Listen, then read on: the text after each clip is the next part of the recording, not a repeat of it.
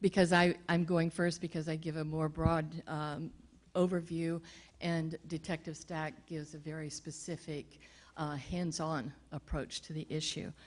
I'm very honored to be with him. It's people like him who really do the work that needs to be done on the street, so very grateful to him. Right.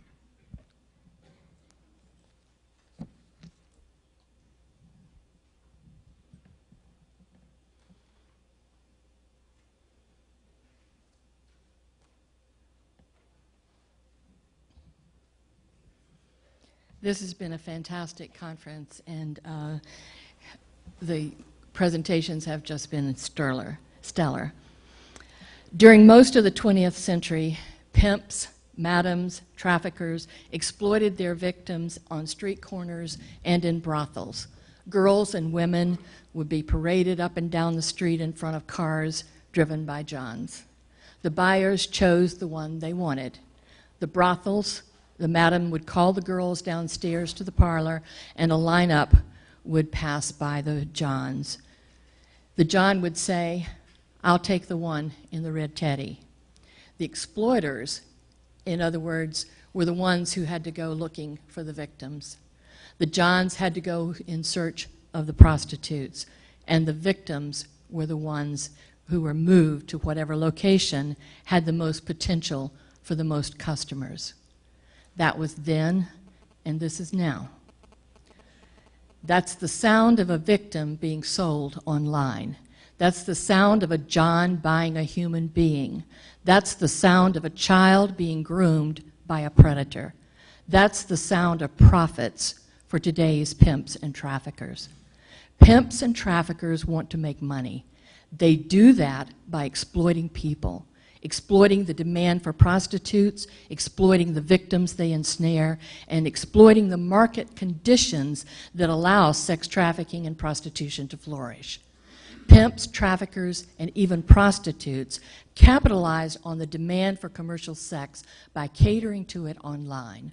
Pornography is also thriving on the internet, according to top10reviews.com. There are 42 million pornographic websites. That's 12% of all websites, and 68 million pornographic search engine requests every single day. That's 25% of all total search requests. How many of those 68 million requests will lead to the viewer wanting to buy sex afterwards? Well, the retail stores know they need to get people to buy something, and they have to do it while those people are in the stores looking around. Because if the person leaves before buying, they're not likely to come back and purchase something. Online, the pimps know that lesson well. So they want to make it very quick and easy for the porn viewer to find a prostitute online. For a few years, that pathway was through Craigslist, specifically their adult services section. In September of 2010, Craigslist shut down their U.S. adult services section. In December of 2010, they followed suit for their international version too. Some of the Craigslist traffic moved to the Backpage.com. So here Venkatesh, a professor of sociology at Columbia University, interviewed 290 prostitutes in New York City. He found that even before Craigslist developed their, quote, adult services section, prostitutes were setting up on Facebook to find their clients there. Of the 290 women, 61% had used Craigslist, but now 83% have moved to Facebook. Venkatesh says that by the end of this year, 2011, Facebook will be the leading online recruiting space. What does it say about our culture and our economy that not only are pimps and traffickers utilizing the virtual brothel, but so are women who have no pimp? For Johns, what's not to like about the virtual brothel concept? They can order a prostitute right on their BlackBerry. They can have a tryst at lunch and still make it to their afternoon appointments with no one the wiser. If they're not sure about their choice, they can always log on to a John's board to find out who they recommend or who specializes in their particular fetish. Let's face it, much of what's being said about oneself online is exaggerated, and since Johns cannot see their choice in person, they look to fellow Johns to enlighten them as to their experiences and their preferences. The virtual brothel exploits the victims, and not just while they're being victimized. Once a picture goes online, it's never really gone. A website might remove the content, but if somebody downloaded it, it can be uploaded and circulated all over again, over and over again. An FBI agent that I know recently interviewed a pimp in prison. He asked that pimp, "Where did you find kids for prostitution?" The pimp replied, "It's easy.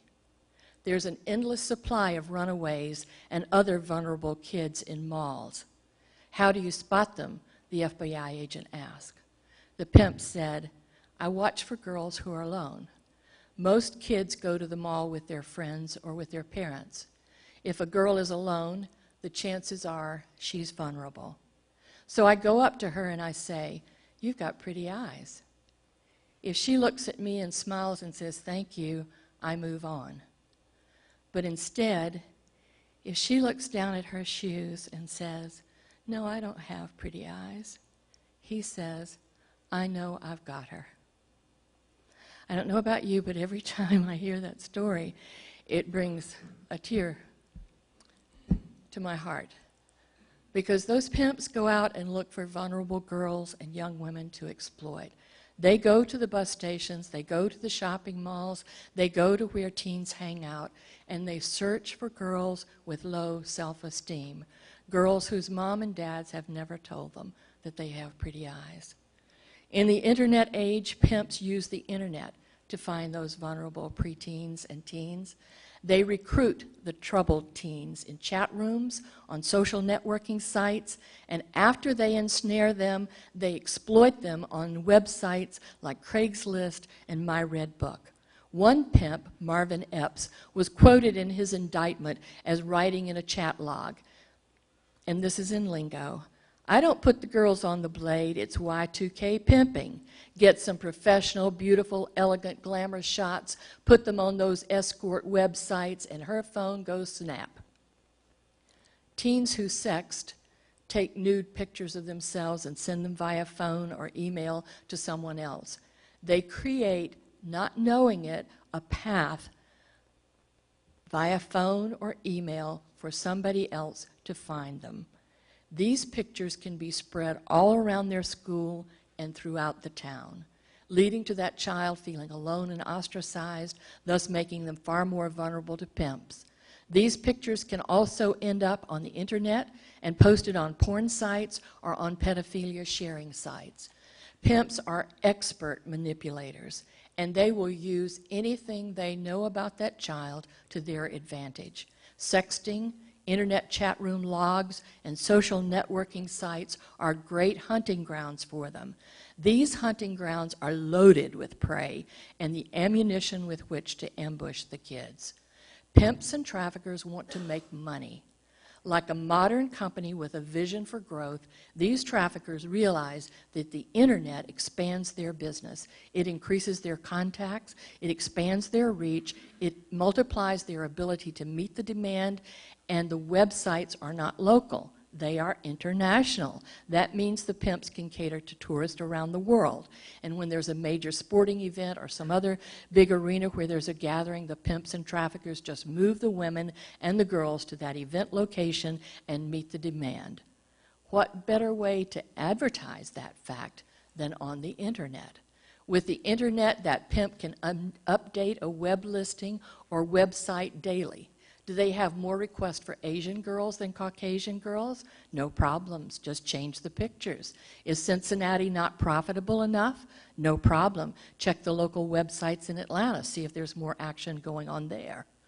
When a John travels to another city for business, he can check the websites ahead of time. He can order a prostitute to be delivered to his hotel room. The market caters not only to selection, but to privacy and discretion. Richard Gere in Pretty Woman might have felt no shame driving up to a prostitute on the street and picking her up, but many Johns don't want to go public and have everybody know what they're doing. One brothel in Prague realized there's more money in internet porn than in prostitution. So what did they do? They now offer prostitution for free. But the catch is they filmed the Johns having sex with the prostitute. The John makes their choice from options on a touchscreen menu. Their exploits then are posted all over the web.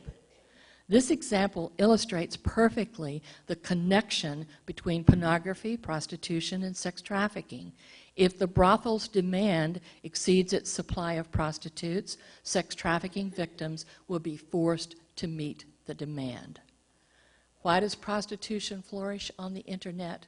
For Johns, the reasons include seemingly unlimited choices of prostitutes, anonymity, lack of accountability, being able to discuss your sexual predilections with total strangers, and getting immediate support and affirmation. For the pimp, it's different. The pimp's reasons include the ability to advertise for a low cost, even reaching an international audience, no overhead cost, anonymity, and easy access to potential victims. The common denominator, though, is demand. Without men, and sometimes women, willing to buy another human being for the purposes of sex, there would be no prostitution and no sex trafficking. Here's how it works. Addition to pornography drives the internet porn sites. The internet allows for instant gratification of the urge to view pornography. Today's technology makes it possible for that urge to be met anywhere, in public, at home, even at the office. When viewing porn turns into desire for a sex act, the virtual brothel caters to those desires too. When children and young adults are added into this mix, the consequences are often tragic, with their pictures being posted on the internet never to go away, or they face coercion and threats leading to sexual exploitation. Parents need to make sure their children are aware of the dangers of sexting, of chatting with strangers online, and be aware that any information they post on their social networking sites can be made public. Parents need to know that children today cannot be isolated from these influences, even in a Christian home, even in a home where parents try to be very diligent. Even though the kids may not have these influences in their home, their friends can supply access for them. Technology, when used for good, is an awesome and powerful tool for make the world a much better place. But when it's corrupted by pimps and traffickers, as we've seen in so many presentations today, it is evil. Let me conclude with a warning for parents and everybody in this room who cares about the nation's children. Unlike the old-fashioned brothels that are in the sleazy parts of town, the virtual brothel is right in our homes, endangering our children and making the internet an unsafe place for vulnerable kids.